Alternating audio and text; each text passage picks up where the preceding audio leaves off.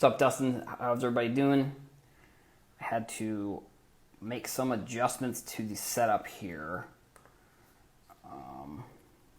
And now, I think last time I was on live, I had the phone set up on my laptop. Here, cool. What happened to sports cards? Wait, what's up, Tom? What do you mean, what happened to sports cards? So, let's see. I have a logo for this thing, too. So I'm hoping that, I don't know if I'm going to save it. Yeah, I guess I will. Because now I figured out a way that I can upload these lives to YouTube as well. Because I can either... Where am I? I am in, there's this office area in my apartment that's way nicer than my actual apartment, actually. The lighting is fine. I mean, I'm not sure how I might get a light. I have a shorter tripod on the way that's hopefully gonna crop a lot of this space. But I have a tripod set up so I can hands free, and it's not yo, that was crazy. That person that commented earlier, that was crazy. That's not, I don't know. I went to look at their profile, and that was also weird. So, but hopefully they don't come back. What's up, Funky? Yeah, Office Space, I'm hoping that see, there's a TV right there. Ooh, I gotta be careful. So I'm hoping that this is gonna be the office where I film some videos. I did just do, actually, so I opened a box of Bundesliga, Topps Chrome Bundesliga, which if you were watching this on YouTube, that video should be up already, because that video is going to be, I guess, I don't know. I mean, now that the office is open, there's a lot of, I guess there's more possibilities of the type of content I can do here. Well, not to spoil the video, but, and again, like I said, if you're watching this on YouTube, you've already seen this. No Haaland, unfortunately. The one-of-one Haaland is actually up on eBay right now. Let's see. I have not posted it yet. Let's see if I'll go to eBay right now. I have my laptop in front of me, so if you see me looking down, that's what I'm looking at. I also ordered a lavalier mic. So, I'll be able to have, full frame videos. So that'll be cool. I definitely like that this is more spaced out. What's up, Sean? How we doing? I don't like that I'd have to reach for it. I don't know. There's a outdoor area that my fiance was just at, that she just walked by the office. She's going back upstairs. It's hot outside. Haaland, one-of-one. Let's go to the watch list here and just take a look. I'm also glad that I have this new setup, because I think on the way I had it before when I was typing, it, you could hear the typing. So that was kind of annoying. Also, there was a weird thing, for some reason when I was exporting the video, and I don't know if anybody has any video experience, but when I would export the video, it was weird, because the file was fine. I listened to the file on my computer and it would work, and then I put it into After Effects and it would sound like I was talking in slow motion, and I couldn't figure out why that was. So that was kind of annoying. So I didn't get no Haaland, unfortunately, in that Topps Chrome Champions League box that I opened. The one-of-one Haaland is up right now for 40K, if anybody's interested in that. That's kind of a pretty crazy card. Probably the best card from that product overall. Do you think PSA 9s are neglected in the hobby? I think for a while, PSA 9s and raw cards have been basically the same price. So what ends up happening is, I think it's very similar to boxes of cards where people basically they'd rather take the chance buying a raw card and get it graded and have it come back a 9 than they'd rather take the chance and buy the card raw. They aren't anymore, right? Well, so they were for a while, and I do think PSA 9s have kind of.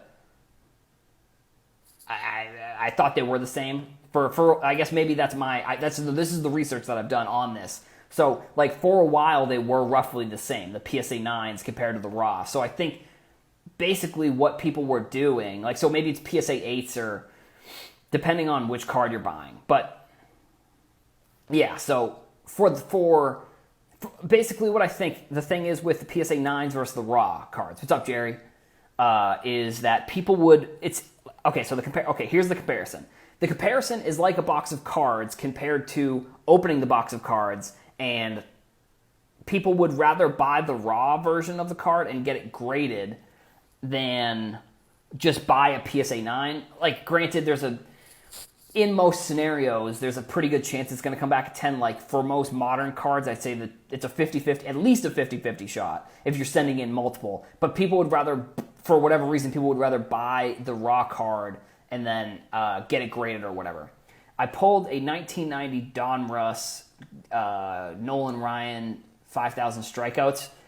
What I would do to find the pricing of that card is to go to eBay, type in the brand, the year, the player, and the card number, and then you'll be able to find, like, the card number is important because, like, if it's like an insert or whatever, like, it could have a different card number than, like, it may not be like number 300 or number 500 or whatever the card. It may be like CB. I'm just making up letters and numbers. It might be like CB5 or something like that. So that's what you want to basically do when you are looking up cards, and that's how I would find that. I'm not sure. Like, that's what I would do with any type of card, and I'm not 100% sure what the card looks like. You have the card in hand and you have the card number, so that's going to be the easiest way.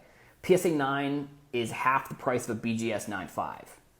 So the cracking a BGS slab is not something that I have done. So here's the thing with social media. You're only going to see people cracking slabs if they got a higher grade. So the percentage of people who are doing it might be higher, but you're not going to see the people who cracked a BGS 9.5 and got a PSA 9. They're just not going to. That's just not how it works. Like, and it's very similar with, like, opening boxes of cards. Opening boxes of cards and people are only posting the hits. Like, that's just how it works. In general, people don't want to post the random stuff that didn't do well. I think someone had a question about Halan versus Sancho. I like Halan more, and it may just be because I have been following him for the past year more closely than Sancho. They're both in the same team, and Dortmund was the team that I had been watching for, like, quite some time. So that was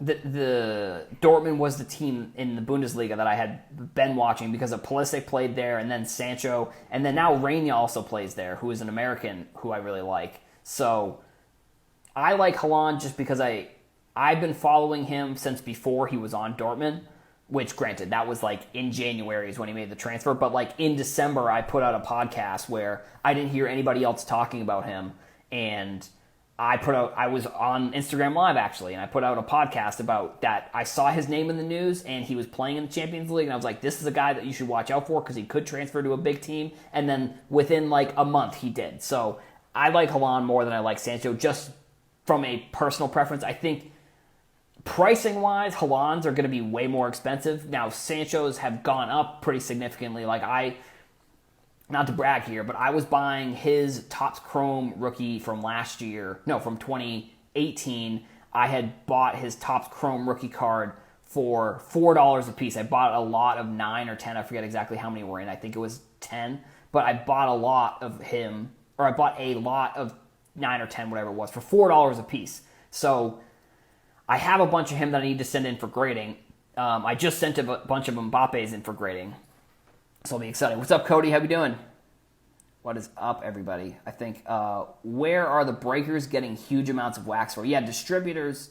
There is an interesting relationship between, like, there's like three, no, it's probably not three. It's probably like two, basically. It's like hobby shops and breakers are like the two kind of, they're the two, how do I explain this? Two sides of the hobby that are kind of at odds in a way, because like breakers get a lot of, I don't know. I don't really know where I stand on this discussion for the breakers versus hobby shops. Like, you know, obviously I think hobby shops are where, like, that's where memories can be made. Like, if you, but I do also think that there are a lot of hobby shops that aren't necessarily doing it correctly. Like, you see people like Shop Millipop, and you see people like the RBI crew, and like all these people who are on Instagram doing breaks and they have a hobby shop. Like, I think there's a way that hobby shops should, I don't want to say should do it, but they have to adjust the way because of how retail has gone. And even, look at this past pandemic, like, shops haven't been able to be open. So like, if they don't have an e-commerce platform that they can sell stuff, it's obviously going to be tough for them. Now, you know, like shops, like my name, my Heroes for Sale is named after a shop. Like, the shop that I went to growing up as a kid was called Heroes for Sale. I don't think it was spelt the same way, but as I was growing up, that shop went out of business. Like, it was next to a Dairy Queen. This is a phenomenal story, actually. It was next to a Dairy Queen. So I would go to, like, on weekends or during the summers, I'd go to the Dairy Queen, because the Dairy Queen was also only open during the summer. So I'm originally from Cape Cod, and there was a Dairy Queen next to the Heroes for Sale, which was the card shop. So I'd go to Dairy Queen, get my chocolate cherry dip cone, and then I'd go over to the card shop. And at the time, it was more Pokemon for me, so I was buying a lot more Pokemon from this specific shop than I was sports cards necessarily, because like a lot of the sports cards I was buying were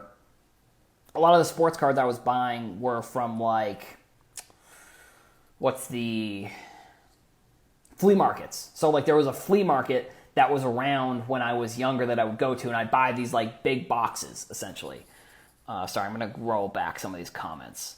The Cody Bellinger's going up. Love that. Cody Bellinger is a beast, and I think with the addition of Mookie Betts, like, I mean, the Dodgers, they've got to win some titles soon. Like, they can't just keep losing in the World Series or losing in the playoffs. Like, I think they're going to win either this year or next year, I would say. Like, the addition of Mookie Betts is huge. That's great. PSA 9s are undervalued, especially for people who can't afford PSA 10s. Yeah, I mean, that's a good point.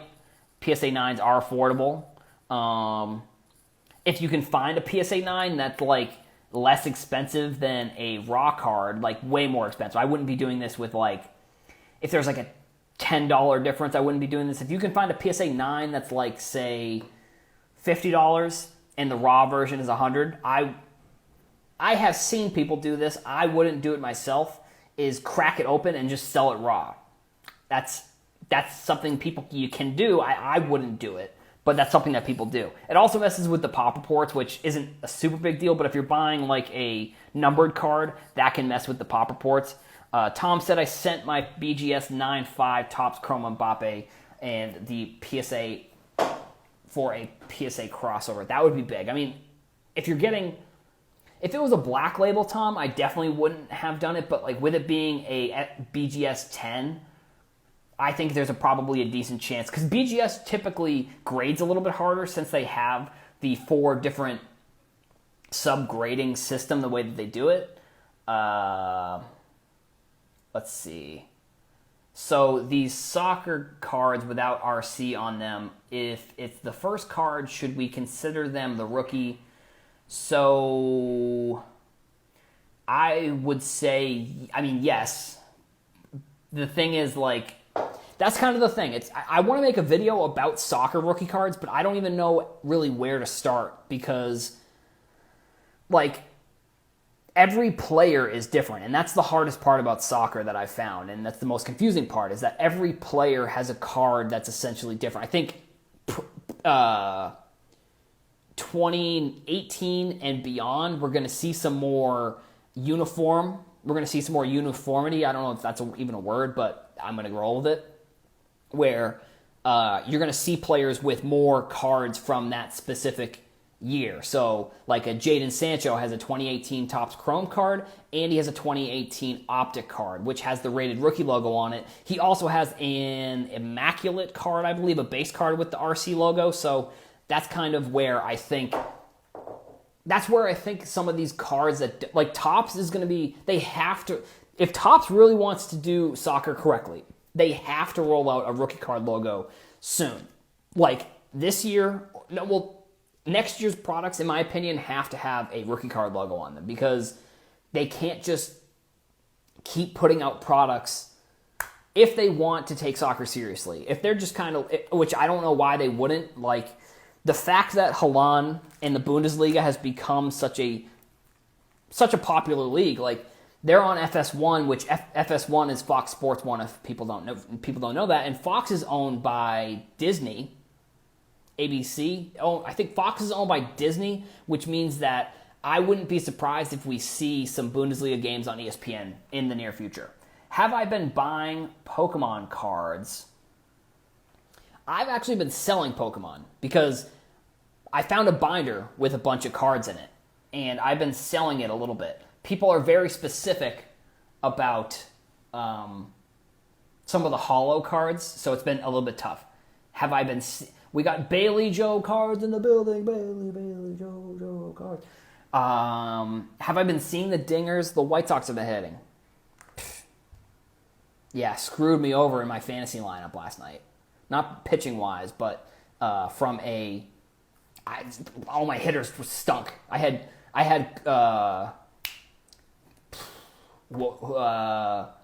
Shane Bieber. He had like 14 strikeouts in 6 innings pitched. And then Ross Stripling, I don't think he did very well. I did terrible in fantasy. I did a DraftKings lineup. I did terrible. I used like the Number Fire app, which is a projection app, which is my favorite one, my favorite projections app for daily fantasy. Now, first game of the season, obviously, who's going to know? How can they know? It's going to be rough re-signing Belly. I mean, yeah, it depends on how much money they're going to be willing to pay him. I mean, let's see, when does his contract expire? Probably not for another 2 or 3 years. If I Cody Bellinger contract. I'm terrible. I have these long-winded answers to questions that like people keep asking questions and then people ask questions and like I'm still answering one from like 10 minutes ago. Bellinger. Why are these not in order here? Do order by name? Yeah, Bellinger. So so he still has 4 years in arbitration. Like, that's crazy. By the White Sox, yeah, PSA 9 still mint. Yeah, that's also correct as well. I think PSA 9s, like, PSA 9s are interesting because, like, of how good... They're almost more rare than... In some cases, like, a Luka PSA 9 is more rare than a Luka PSA 10. Now, I don't know if that rarity is really going to matter. It might, but I think the PSA 10 will always be... I don't know where the gap closes, and I don't know how much it closes eventually in the future. We got thoughts on the Space Jam cards from the 90s. Fauci cards, major upside, says Terp. Yeah. Major upside for the Fauci card. I'm going to wave. There we go. That was the worst. I mean, look. Hey, Fauci, that was the most Fauci first pitch I've ever seen in my whole entire life. Like, his pitch couldn't have been more Fauci because, like, everything that he just loves being on TV and being in the news. So, like, the fact that he threw one of the worst first pitches. Wasn't even on the mound. Like, hilarious. Absolutely hilarious. Thoughts on the Space Jam cards? Yeah, I don't really know specifically which cards you're talking about. But anything Space Jam Michael Jordan related is going to hold a ton of value. What do you think of Rui? I think he is one of the guys that I really like in this upcoming restart, because Bradley Beal opted out, John Wall hurt, Betances, I think his name is, he opted out as well. Him and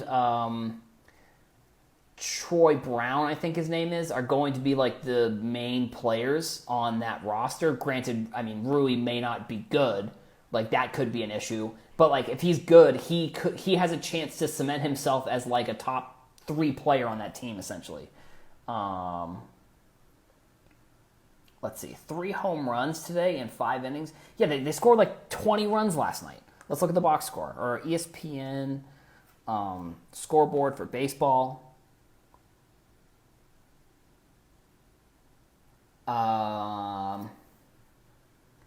Let's see. I'm just going to wave everybody for a second here. Yeah, undervalued. I'd say his cards are definitely becoming, I don't know. 2019, it's interesting.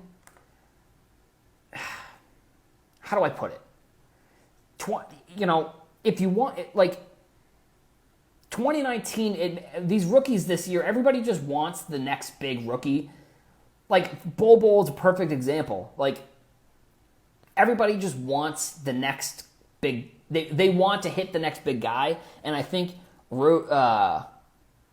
people will ignore upside in order to, they'll ignore the floor of a player to get the ceiling of a player, essentially. So, like,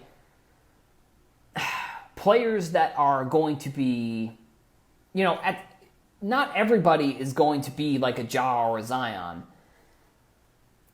And the thing is, what ends up happening is that, like, for example, I think Slapstocks did this on one of their most recent podcasts. They looked back at the 2015 draft. If you look back at the 2015 draft, there are some names that just think of what people were saying about these names back in 2015, and then compare them to where they are now. And I'll pull it up right now. 2015. I'm just going to go through NBA draft, and I think this is actually exactly what they did. Was it 2015? I don't remember, but we'll use 2015 as the example here. People want to find the next best thing I don't think it was 2015. 2015 draft's actually pretty good. It's got Karl Anthony Towns, D'Angelo Russell. I mean, people will ignore, maybe it was 2014 or 2013. It was the Frank Kaminsky draft. So whatever draft Frank Kaminsky was in. I mean, actually, this is a good example. 2014. We'll use 2014 as the example here. Look at the first 2 picks. Andrew Wiggins, Jabari Parker. I mean, those 2 players were supposed to be the faces of the league at the time. So, like, I just think that there are players from 2017 and 2016 that probably are in the same price range as a player from the 2019 draft that, like, are going to, like, long term, those players are going to end up being better players. But I think people want to make the quick 10x profit on a card where, if you were to buy someone from, like, the 2017 draft, granted, off the top of my head, I'm going to look up the draft class. Like, I'm looking up the draft class now here. So, I mean, 2017, you had Ball, Tatum, Josh Jackson, De'Aaron Fox, Lauri Markkanen. You had, Donovan Mitchell, Bam Adebayo. Like, I would say Bam Adebayo, his cards have gone up pretty significantly, but I almost like him more than I like any of the 2019 players, just because of what's happened with him. So let's play this out a little bit. Bam Adebayo, he he was drafted in 2017 as a big man for the Heat. 2018, he pretty much played beside, if not behind, Hassan Whiteside. Hassan Whiteside then goes to the Trailblazers, and now he's the guy there this year, and he's put up monster numbers. And Hassan Whiteside, I think, is also a name that's interesting to me, but he kind of stinks a little bit. It's very strange. I don't know what exactly happened. He almost feels like he's slipping into the Chandler Parsons territory where he signed, he was good, and then he signed a big contract, and then he just stinks.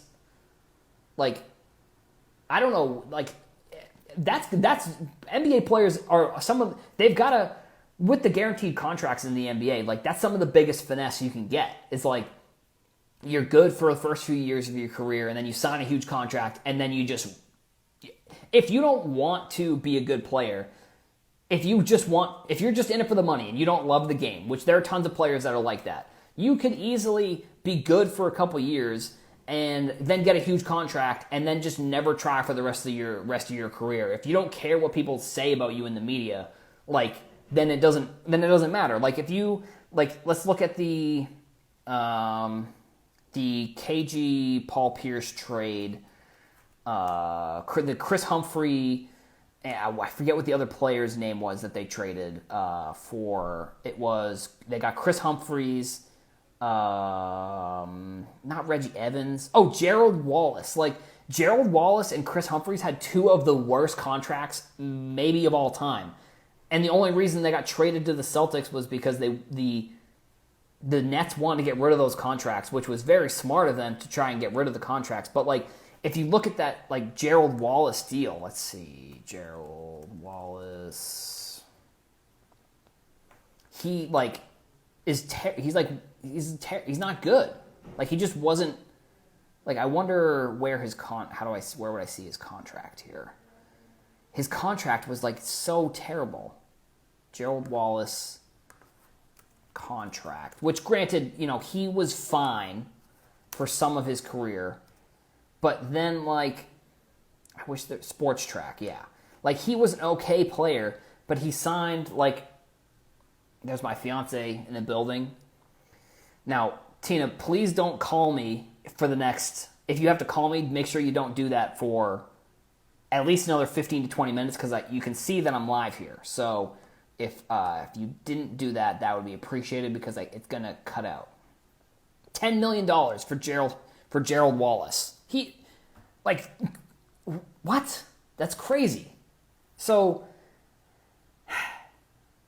my point essentially is if you look at past drafts and you look at the narrative around these players, just be careful buying rookies from 2019 and 2018 because there's better players you can buy for essentially the same price that long term they're going to be good players, and long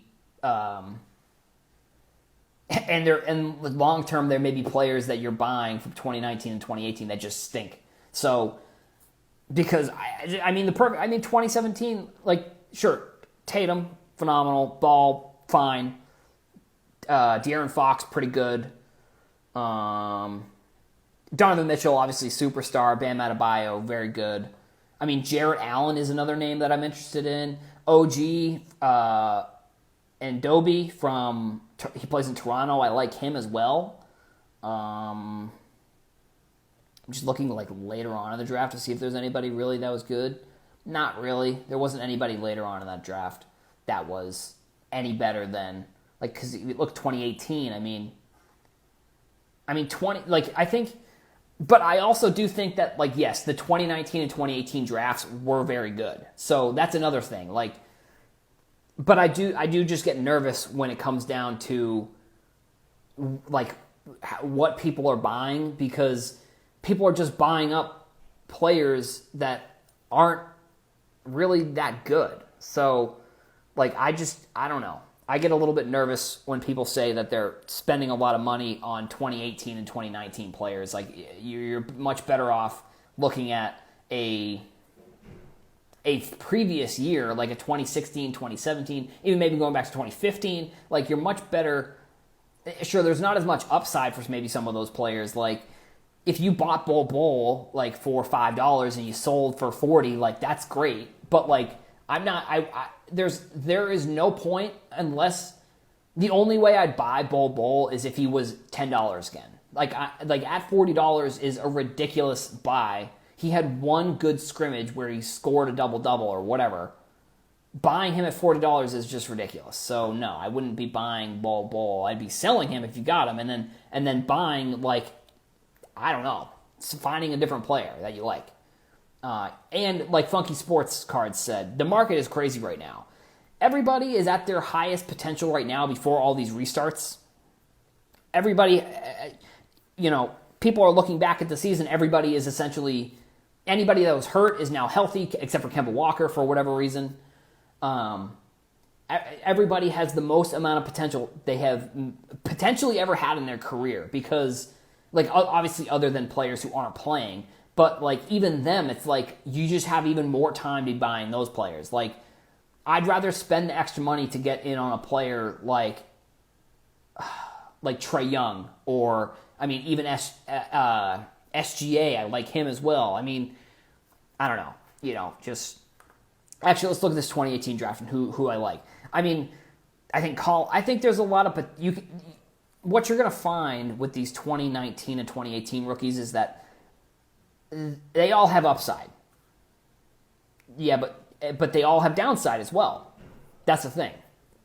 And as players progress throughout their career, all these players have much more. As players progress throughout their career, that scale changes, and you see players. You see players who have been in the league have a higher floor and maybe a lower ceiling, but the difference between their floor and ceiling is much closer than players who are rookies this year. Players who are rookies this year may have like a floor ceiling like that's like this, like their scale is like this, but like a player who has been in the league may look like this, but it's like, would you rather, if the card goes to 0, which it never will go to 0, would you rather have it go to 0 here or here? Like, that's kind of that's my mindset if I'm buying any type of, let's say, any type. If I were to be buying anyone who wasn't like a Luka or a Giannis or a Tatum or someone like that.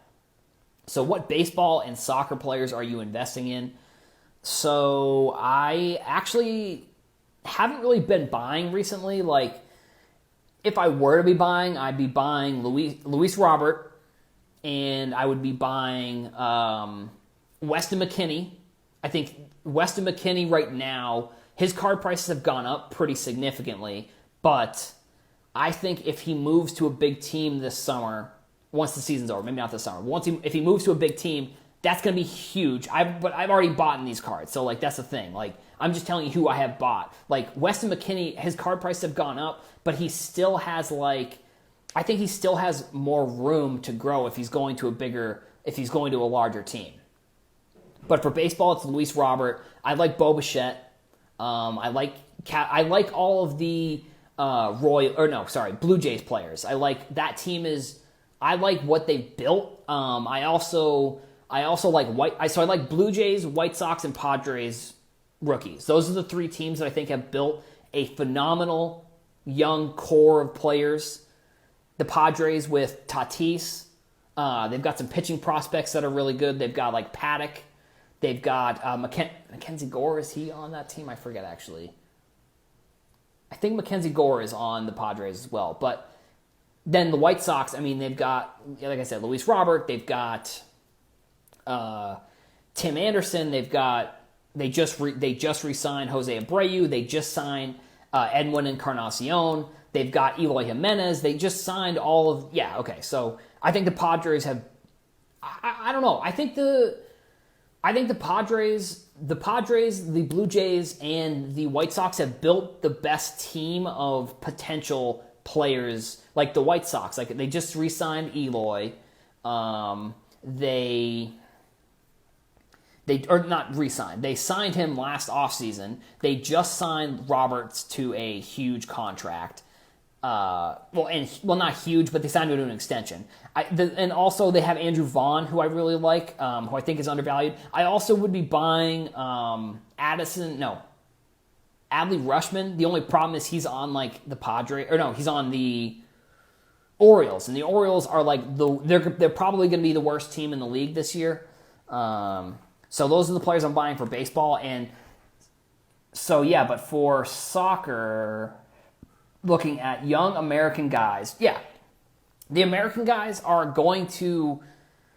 I think buying American soccer players is the way to go, because if I hold on, I think buying American players is the way to go, because the Jets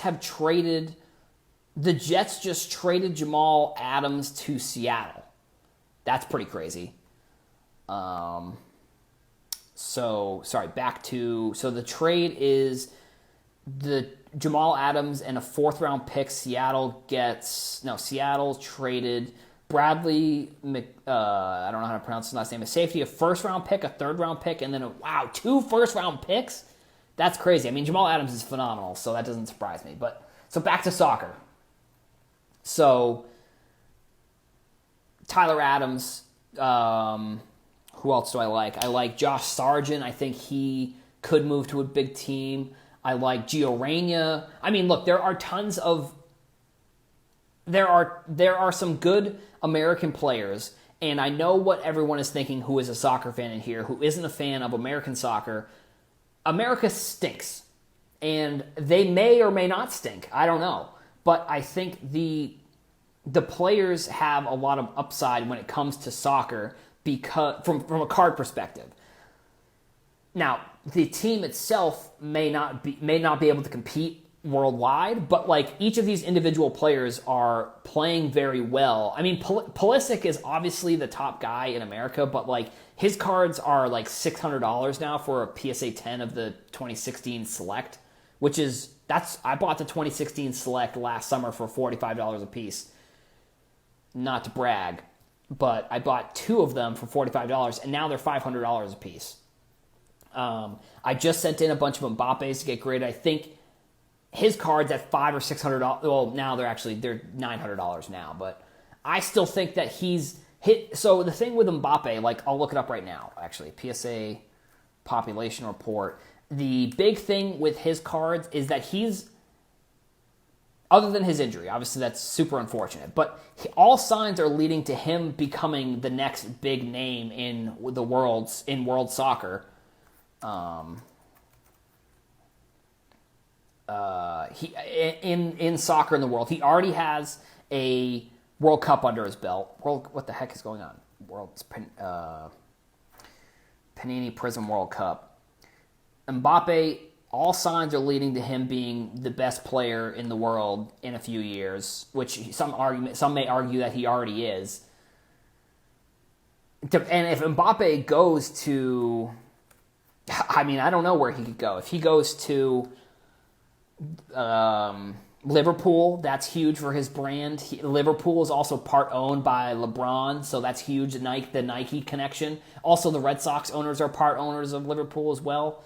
Or if he goes to Real Madrid, I mean, that would be big. I would rather him go to the Premier League than La Liga, because the Liga is it's basically a 2-team league, and I think it would be interesting to see him versus Messi for a while, but at the same time, I do think it may just be better if he goes to the Premier League, because what you're going to find there is he probably will have more publicity on the world stage if he goes to the Premier League. If he goes to La Liga and he goes to Real Madrid, he might get paid more. But I would like him to go to the Premier League. I would like him to go to, even though I don't like Liverpool, I'm a Chelsea fan. I don't know. Okay, so I pulled up the PSA numbers for Mbappe. There are which actually these numbers have significantly changed recently. Over the summer, last summer I was buying these Mbappe base PSA 10 prisms for $40 a piece. And there was only 300 at the time. Now, he's one of the biggest names in soccer. His 2018 Prism card is probably going to be one of the hottest cards in a few years. And I know he has a ton of cards. I know he has 2016, 2017 cards. I know that. But his 2018 Prism is just going to be one of the biggest cards that he has for the fact that it's a Prism. Like, that brand, and it's easy to find. I think the other cards are harder to find, and the brands themselves, people don't really know. Like, people don't know that Panini Foot is like a sticker that you can get, or they don't know that like Adrenaline is a card that you can get. Like, they don't know these brands in the United States, and I think that's what's holding back. Like, overseas, that those are huge soccer card brands, but like in the United States, that's what's going to hold back those specific ones from being. That's what's going to hold. It's just the brand equity of the Adrenaline, of the Panini Foot. That's what's going to hold back those cards from becoming his. Granted, I guess there are different ways to put it. Top card, most popular card, I think, is going to be the 2018 Prism card. I think the other cards will have more value in the long term, but they're already pretty expensive. Now, granted, Mbappe is almost $1,000, so that's expensive. I just sold. So the silver Prisms is another very interesting thing. When I bought 2 of those last summer, and I bought them when there was only 26 of them, and I remember because I put out a podcast and I said I own 10% of the population, which is insane.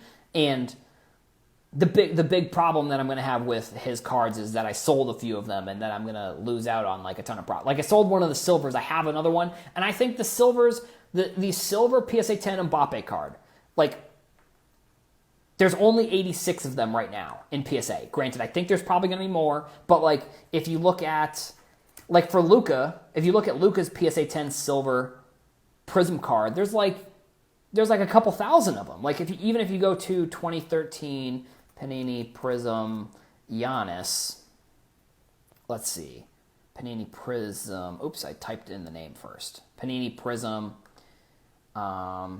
I got a cheaper PSA 9 for $220. I'm hoping. I just sent 8 cards in, and if any of them come back at 10, that's huge. But if they all come back at 9 as 9s, whatever, I'll just sell them all for, like you said, $200, $250 a piece.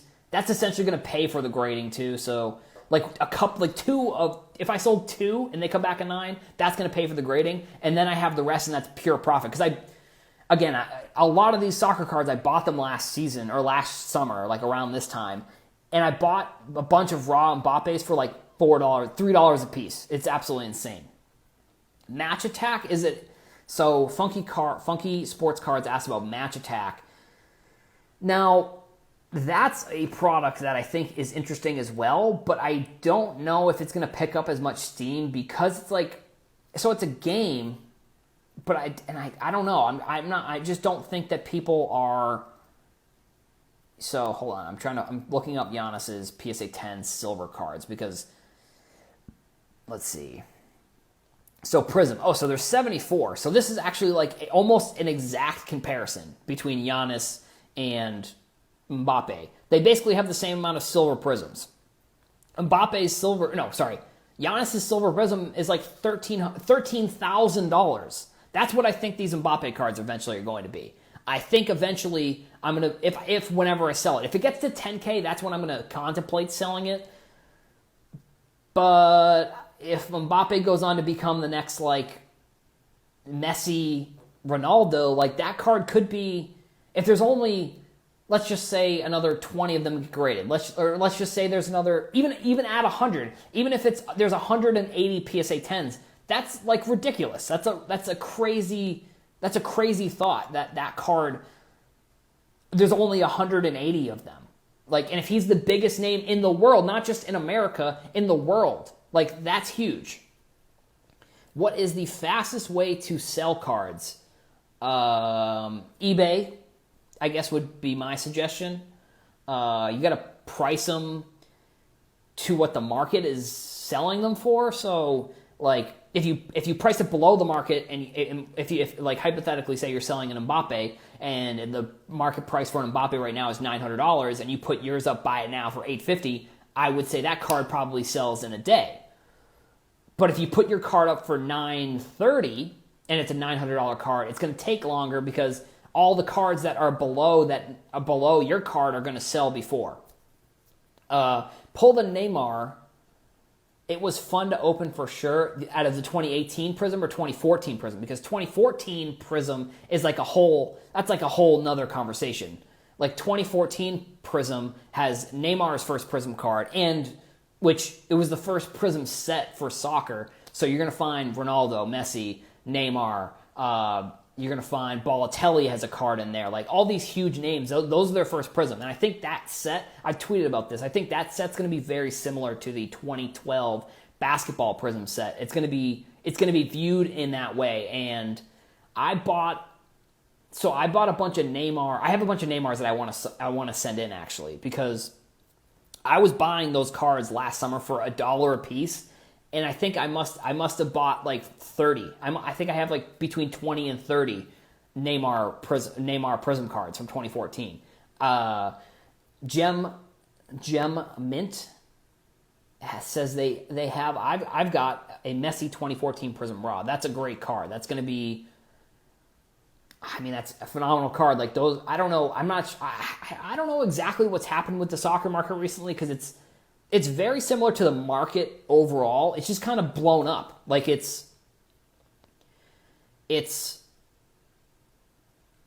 like the Topps Living set has kind of gone up. Like Topps Living is they have a baseball set, but they also have it for soccer. That set has kind of blown up, where it has like tons of